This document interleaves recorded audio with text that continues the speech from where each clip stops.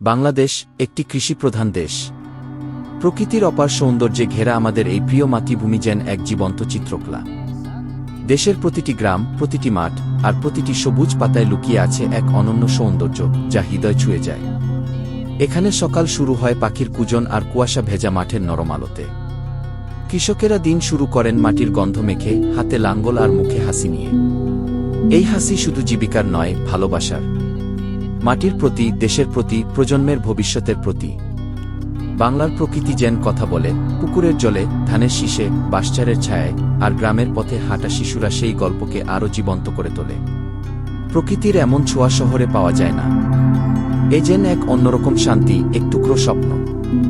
বাংলার গ্রাম মানেই প্রাণের উৎস, যেখানে এখনও মানুষ প্রকৃতির সাথে তাল মিলিয়ে বাঁচে, যেখানে আধুনিকতার ছোঁয়ার মাঝেও মাটির গ্রাণ ঠিকই রয়ে গেছে। বাংলাদেশের প্রকৃত সৌন্দর্য খুঁজে পেতে হলে শহরের কংক্রিট থেকে বেরিয়ে আসতে হবে, পা রাখতে হবে গ্রামের মাটিতে। দেখতে হবে সেই ধুলিমাখা পথ, শুনতে হবে গরুর গাড়ির চাকা ঘোরা শব্দ, আর বুঝতে হবে প্রকৃতির সাথে মানুষের সম্পর্ক কতটা গভীর। চাষাবাদ এখানে কেবল কাজ নয়, এটা এক ধরনের সাধনা, আত্মিক শান্তির উপায়। এই বাংলাদেশই আমাদের গর্ব, এই মাটিই আমাদের পরিচয়। আসুন আমরা সবাই মিলে প্রকৃতিকে ভালোবাসি, কৃষিকে সম্মান করি এবং নিজেদের শিকড়কে ভুলে না যাই।